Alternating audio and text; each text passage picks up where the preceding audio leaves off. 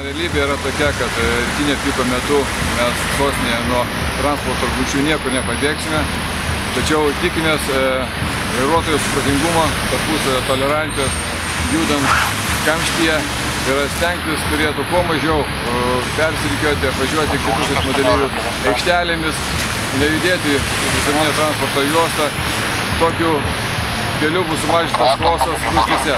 Na ir iš tikrųjų kelių patrulių rinktinė skiria nemažas pajėgas rytinio piko metu prižiūrėti grūstis, padėti eismo dalyviams pasiekti darbą kuo greičiau ir kad stengtis sureguliuoti eismą.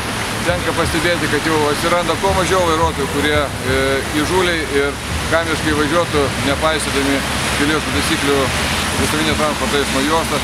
Nesiruošime iš tikrųjų nubausti kuo daugiau vairuotojų, pažeidusių kelių eismo taisyklių. Tiesiog norėtųsi įskiepyti vairuotojams, kad laikytųsi kelių eismo taisyklių, kad jos yra visiems vienodos ir nevažiuotų maršrutinio transporto eismo juostą.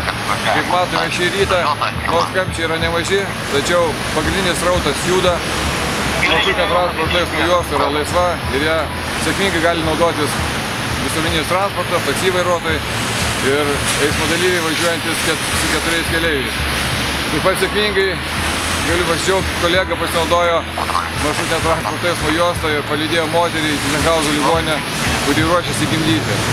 Ir toliau stengsime prižiūrėti eismą ir padėti vairuotojams saugiai pasiekti darbą.